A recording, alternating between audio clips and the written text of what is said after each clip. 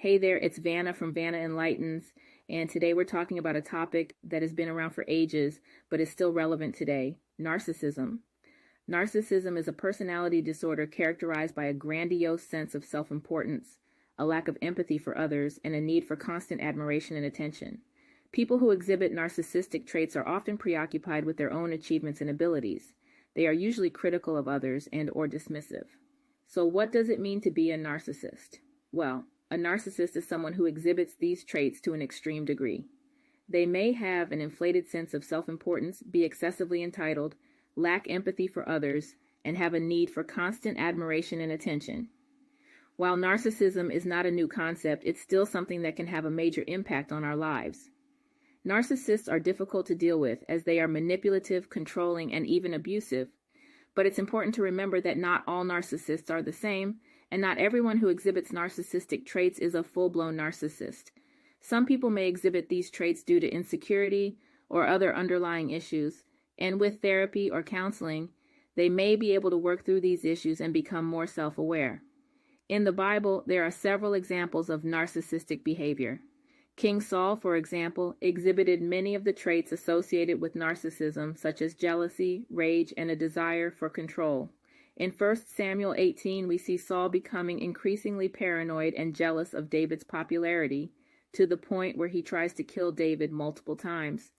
Another example is King Herod, who was obsessed with his own power and status. In Mark 6 verses 14 through 29, we see Herod agreeing to have John the Baptist beheaded in order to save face and maintain his position of authority. A different example would be the Pharisees, who were a group of religious leaders in the New Testament, who were known for their strict adherence to religious laws and their desire for power and influence. While not all Pharisees were narcissistic, many of their behaviors and attitudes can be seen as narcissistic in nature. Another example can be found in Matthew 23, where Jesus criticizes the Pharisees for their hypocrisy and self-righteousness. He says, "Everything they do is for show. On their arms they wear extra-wide prayer boxes with scripture verses inside, and they wear robes with extra-long tassels, and they love to sit at the head table at banquets and in the seats of honor in the synagogues. They love to receive respectful greetings as they walk in the marketplaces and to be called rabbi." This suggests that the Pharisees were more concerned with their status and appearance than with truly serving God. The last example can be found in John 8:44, where Jesus tells the Pharisees, "You belong to your father, the devil, and you want to carry out your father's desires." He was a murderer from the beginning, not holding to the truth, for there is no truth in him. When he lies, he speaks his native language, for he is a liar and the father of lies. This suggests that the Pharisees were more concerned with their own power and influence than with following the truth and serving God. Overall, the Pharisees can be seen as narcissistic figures because of their focus on their own status, power, and influence, and their lack of concern for others and for the true message of God.